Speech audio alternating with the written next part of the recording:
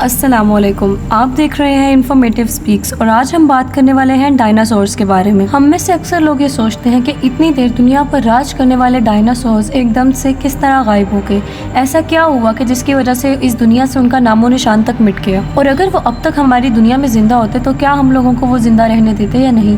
یہ سب سوالات کا جواب آج میں اس ویڈیو میں دینے والی ہوں۔ ڈائناسور اس دنیا پر پائے جانے والی بہت بڑی کریچرز میں سے ایک تھے جنہوں نے تقریباً 170 ملین سال اس دنیا کے اوپر راج کیا۔ ان کا قد اونچی بلڈنگ سے بھی زیادہ لمبا ہوا کرتا تھا۔ ان کے جبڑے اس قدر مضبوط تھے کہ ہم جیسے انسانوں کا کچومر بنا دے۔ اس کے علاوہ یہ 90 کلومیٹر پر آور کی سپیڈ سے دوڑا کرتے تھے۔ اس دنیا میں ان کی بے شمار اقسام موجود تھی جن میں اڑنے والے ڈائناسورز اور تیرنے والے ڈائناسورز بھی شامل تھے۔ اب سوال یہ پیدا ہوتا ہے کہ اتنی ساری اقسام موجود ہونے کے باوجود یہ اس دنیا سے کیسے ختم ہو گئے، اور ان کی کوئی نسل باقی ہے یا نہیں، اور آنے والے دور میں کیا ہم ان سے ملاقات کر پائیں گے یا نہیں۔ میرے پیارے ویورز، میں آپ کو یہ بتاتی چلوں کہ ڈائناسور ورڈ 1841 میں پہلی مرتبہ استعمال کیا گیا تھا۔ Basically dinosaur word Greek language سے لیا گیا ہے جس کے مطلب ٹیریبل لیزرڈ کے ہیں، اور اب تک ہماری زمین پر 10,000 سے زیادہ ڈائناسور کے فوسلز ڈھونڈے جا چکے ہیں۔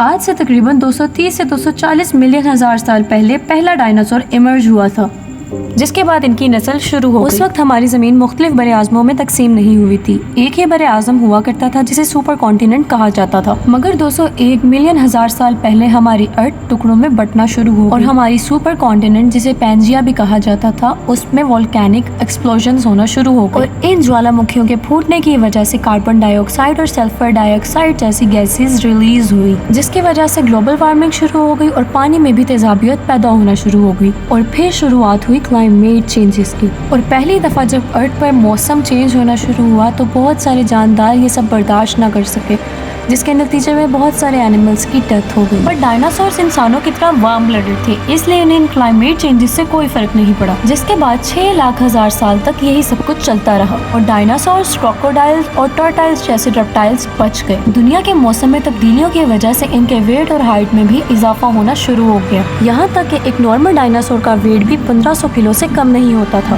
ان میں سے ٹیریکس ڈائناسورز بھی ایک تھے جنہیں ہماری فلمز میں کافی دفعہ دیکھا جاتا ہے، یہ بھی اسی پیریڈ کی پیداوار ہیں۔ اس کے علاوہ ان میں اڑنے والے ڈائناسورز تک شامل تھے۔ یہ تمام ڈائناسورز ہماری ارتھ پر ایک بہت اچھی زندگی گزار رہے تھے، بٹ سڈنلی کچھ ایسا ہوا جس کے بارے میں انہوں نے سوچا بھی نہیں تھا۔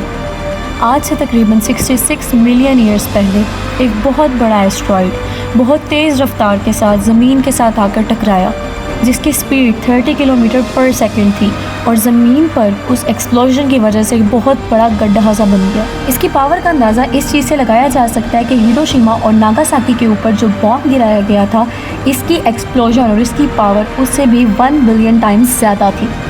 اس طرح اس دھماکے سے سب کچھ تباہ ہو کے رہ گیا، لیکن کہانی ابھی یہاں ختم نہیں ہوتی، کیونکہ اس دھماکے کے بعد ہی اس دنیا کے اوپر shock waves, heat pulse, wildfires, tsunamis, earthquake جیسی چیزیں ہونا شروع ہو گئی، اور اس سب کے علاوہ ہماری ارتھ کے اوپر والکینک ایرپشنز اور ایسڈ رینز بھی ہوا کرتی تھی، اور اس سب کی وجہ سے بہت زیادہ ایئر پولوشن بھی شروع ہو گئی۔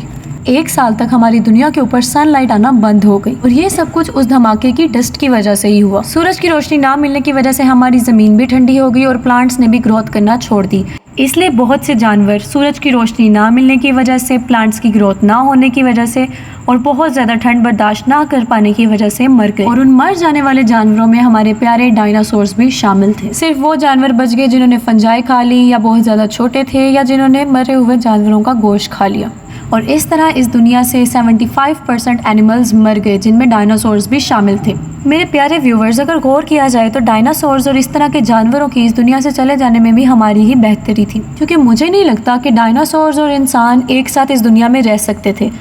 اللہ تعالیٰ نے ہم جیسے انسانوں کی تخلیق کرنی تھی، شاید اسی لیے ہماری دنیا سے آج ڈائناسورز ختم ہو چکے ہیں۔ اینی ویز، یہ تھی ہماری آج کی ویڈیو۔ امید کرتی ہوں یہ ویڈیو آپ کے لیے کافی حد تک انفارمیٹیو رہی ہوگی۔